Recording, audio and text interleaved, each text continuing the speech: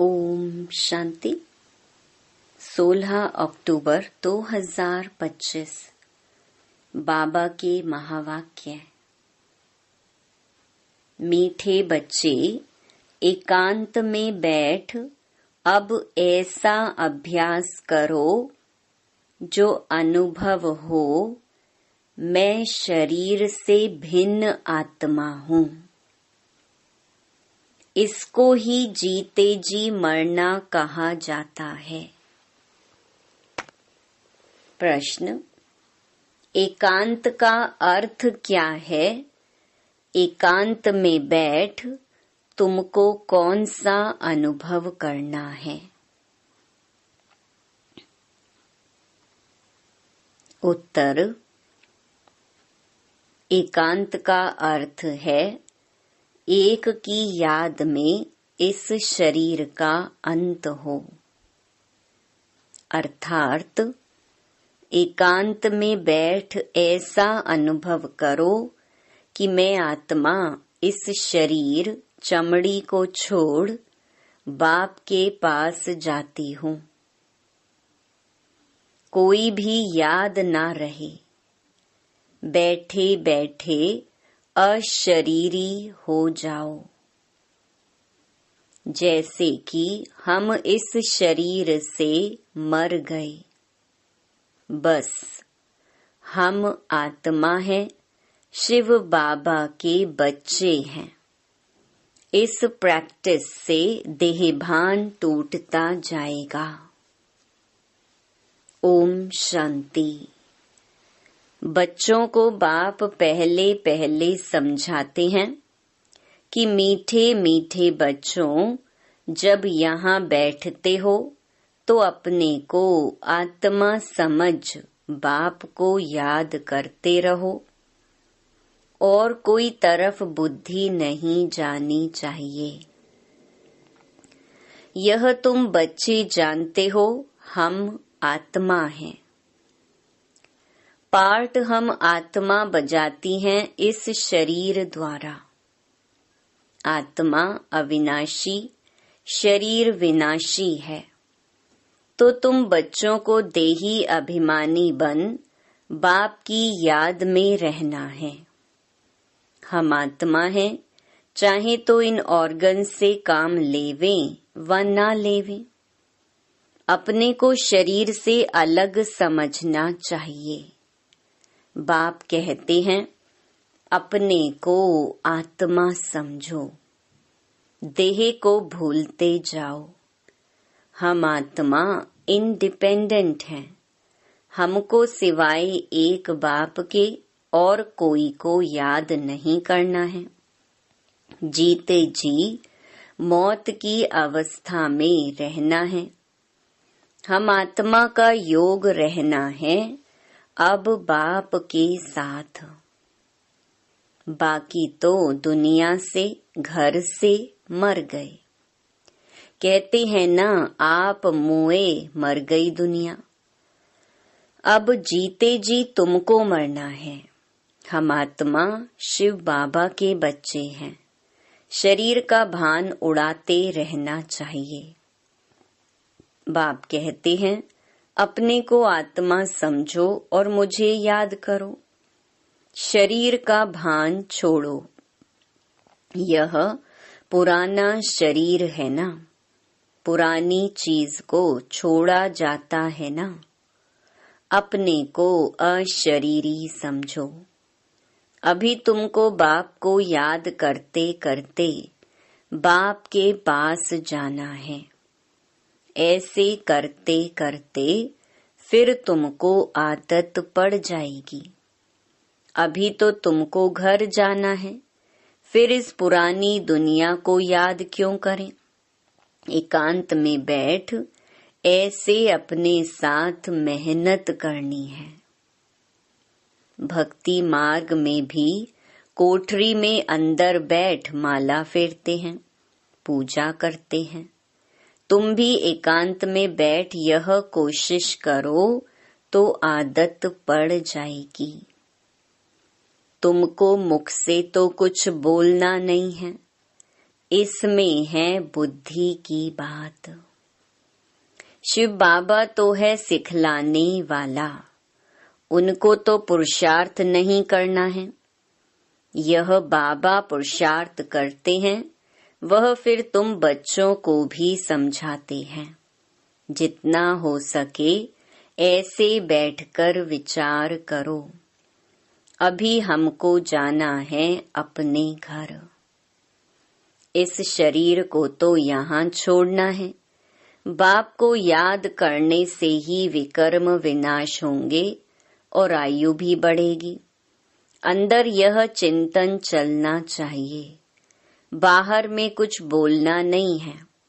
भक्ति मार्ग में भी ब्रह्म तत्व को या कोई शिव को भी याद करते हैं, परंतु वह याद कोई यथार्थ नहीं है। बाप का परिचय ही नहीं तो याद कैसे करें। तुमको अब बाप का परिचय मिला है। सवेरे सवेरे उठकर एकांत में ऐसे अपने साथ बातें करते रहो। विचार सागर मंथन करो, बाप को याद करो। बाबा, हम अभी आया कि आया आपकी सच्ची गोद में। वह है रूहानी गोद, तो ऐसे ऐसे अपने साथ बातें करनी चाहिए। बाबा आया हुआ है। बाबा कल्प कल्प आकर हमको राजयोग सिखलाते हैं। बाप कहते हैं, मुझे याद करो और चक्कर को याद करो। स्वदर्शन चक्रधारी बनना है। बाप में ही सारा ज्ञान है ना चक्कर का, वह फिर तुमको देते हैं। तुमको त्रिकालदर्शी बना रहे हैं।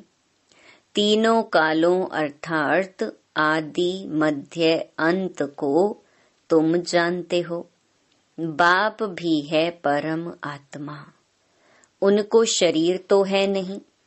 अभी इस शरीर में बैठ तुमको समझाते हैं। यह वंडरफुल बात है। भागीरथ पर विराजमान होंगे तो जरूर दूसरी आत्मा है। बहुत जन्मों के अंत का जन्म इनका है। नंबर 1 पावन, वही फिर नंबर 1 पतित बनते हैं। वह अपने को भगवान विष्णु आदि तो कहते नहीं। यहाँ एक भी आत्मा पावन है नहीं, सब पतित ही हैं। तो बाबा बच्चों को समझाते हैं, ऐसे ऐसे विचार सागर मंथन करो तो इससे तुमको खुशी भी रहेगी। इसमें एकांत भी जरूर चाहिए। एक की याद में शरीर का अंत होता है, उनको कहा जाता है एकांत। यह चमड़ी छूट जाएगी। सन्यासी भी ब्रह्म की याद में व तत्व की याद में रहते हैं। उस याद में रहते रहते शरीर का भान छूट जाता है। बस हमको ब्रह्म में लीन होना है। ऐसे बैठ जाते हैं। तपस्या में बैठे बैठे शरीर छोड़ देते हैं। भक्ति में तो मनुष्य बहुत धक्के खाते हैं। इसमें धक्के खाने की बात नहीं। याद में ही रहना है। पिछाड़ी में कोई याद ना रहे। गृहस्थ व्यवहार में तो रहना ही है, बाकी टाइम निकालना है। स्टूडेंट को पढ़ाई का शौक होता है ना, यह पढ़ाई है। अपने को आत्मा न समझने से बाप, टीचर, गुरु सबको भूल जाते हैं। एकांत में बैठ ऐसे ऐसे विचार करो। गृहस्थी घर में तो वाइब्रेशन ठीक नहीं रहता है। अगर अलग प्रबंध है तो एक कोठरी में एकांत में बैठ जाओ। माताओं को तो दिन में भी टाइम मिलता है। बच्चे आदि स्कूल में चले जाते हैं। जितना टाइम मिले यही कोशिश करते रहो। तुमको तो एक घर है, बाप को तो कितने ढेर के ढेर दुकान हैं, और ही वृद्धि होती जाएगी। मनुष्यों को तो धंधे आदि की चिंता होती है तो नींद भी फिट जाती है। यह व्यापार भी है ना।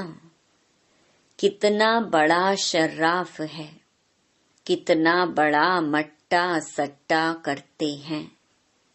पुराने शरीर आदि लेकर नया देते हैं, सबको रास्ता बताते हैं। यह भी धंधा उनको करना है। यह व्यापार तो बहुत बड़ा है। व्यापारी को व्यापार का ही ख्याल रहता है। बाबा ऐसे ऐसे प्रैक्टिस करते हैं, फिर बतलाते हैं ऐसे ऐसे करो। जितना तुम बाप की याद में रहेंगे तो स्वतः ही नींद फिट जाएगी।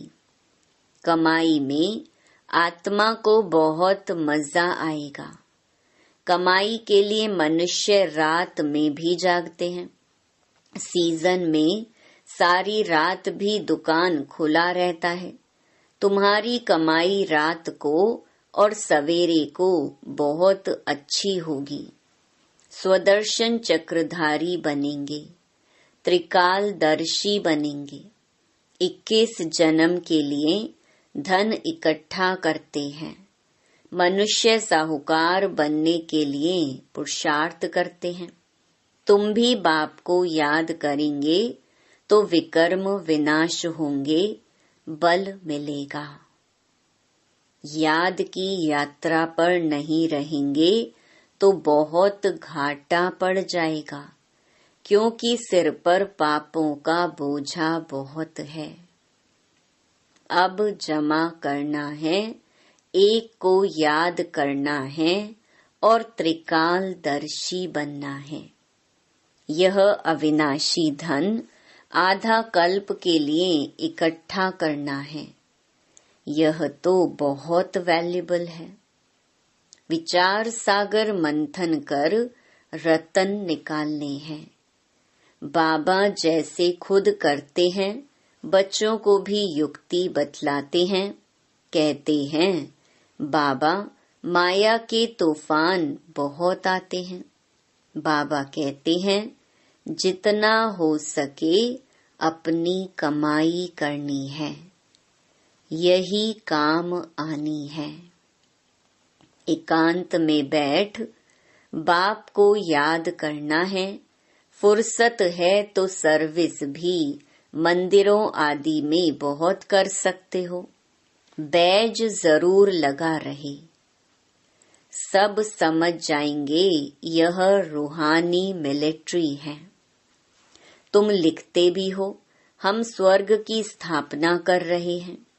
आदि सनातन देवी देवता धर्म था, अब नहीं है, जो फिर स्थापन करते हैं। यह लक्ष्मी नारायण एम ऑब्जेक्ट है ना। कोई समय यह ट्रांसलाइट का चित्र बैटरी सहित उठाकर परिक्रमा देंगे और सबको कहेंगे, यह राज्य हम स्थापन कर रहे हैं। यह चित्र सबसे फर्स्ट क्लास है। यह चित्र बहुत नामी ग्रामी हो जाएगा। लक्ष्मी नारायण सिर्फ एक तो नहीं थे, उन्हों की राजधानी थी ना। यह स्वराज्य स्थापन कर रहे हैं। अब बाप कहते हैं, मन मना भव। बाप को याद करो तो विकर्म विनाश होंगे। कहते हैं, हम गीता का सप्ताह मनाएंगे। यह सब प्लान कल्प पहले मुहाफिक बन रहे हैं। परिक्रमा में यह चित्र लेना पड़े। इनको देखकर सब खुश होंगे। तुम कहेंगे, बाप को और वर्षे को याद करो। मन मना भव। यह गीता के अक्षर है ना। भगवान शिव बाबा है, वह कहते हैं मुझे याद करो तो विकर्म विनाश हो। 84 के चक्कर को याद करो तो यह बन जाएंगे।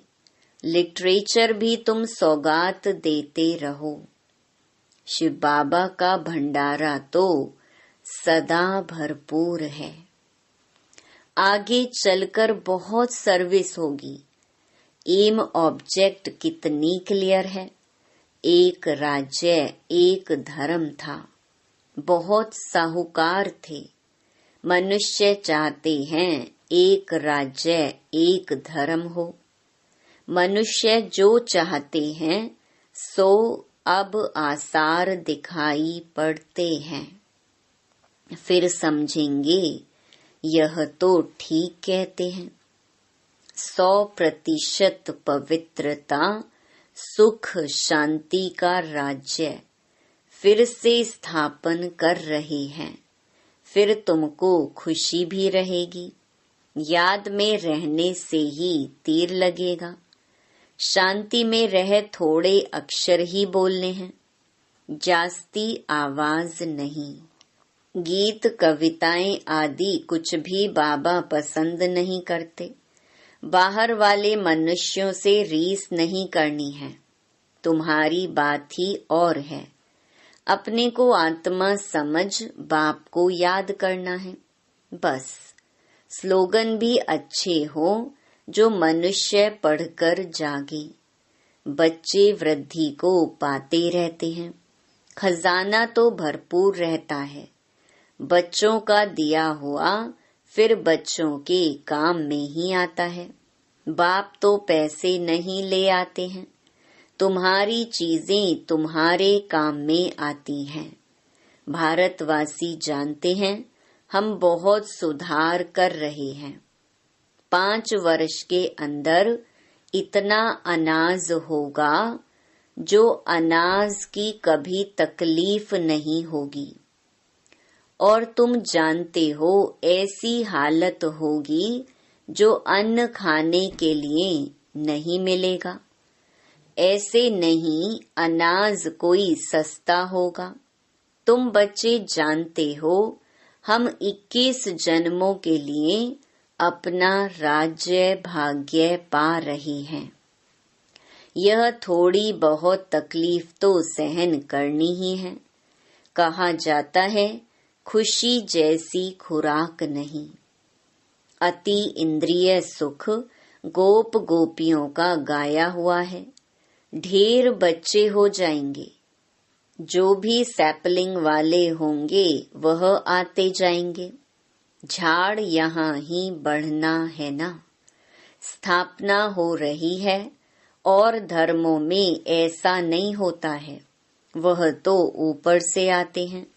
यह तो जैसे कि झाड़ स्थापन हुआ ही पड़ा है। इसमें फिर नंबरवार आते जाएंगे। वृद्धि को पाते जाएंगे। तकलीफ कुछ नहीं। उन्हों को तो ऊपर से आकर पार्ट बजाना ही है। इसमें महिमा की क्या बात है। धर्म स्थापक के पिछाड़ी आते रहते हैं। वह शिक्षा क्या देंगे सदगति की? कुछ भी नहीं। यहाँ तो बाप भविष्य देवी देवता धर्म की स्थापना कर रहे हैं। संगम युग पर नया सैपलिंग लगाते हैं ना। पहले पौधों को गमले में लगाकर फिर नीचे लगा देते हैं। वृद्धि होती जाती है। तुम भी अब पौधा लगा रहे हो। फिर सतयुग में वृद्धि को पाए राज्य भाग्य पाएंगे। तुम नई दुनिया की स्थापना कर रहे हो। मनुष्य समझते हैं अर्जुन कलयुग में बहुत वर्ष पड़े हैं, क्योंकि शास्त्रों में लाखों वर्ष लिख दिए हैं। समझते हैं कलयुग में अभी 40,000 वर्ष पड़े हैं। फिर बाप आकर नई दुनिया बनाएंगे।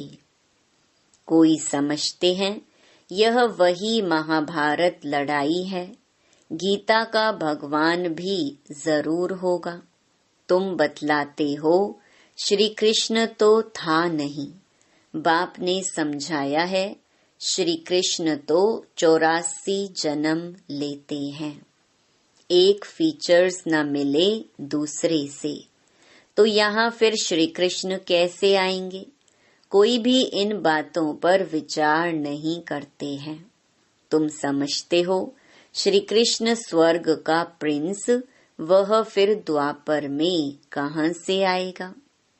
इस लक्ष्मी नारायण के चित्र को देखने से ही समझ में आ जाता है, शिव बाबा यह वर्षा दे रहे हैं।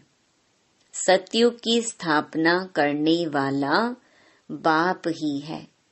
यह गोला, झाड़ आदि के चित्र कम थोड़े ही हैं।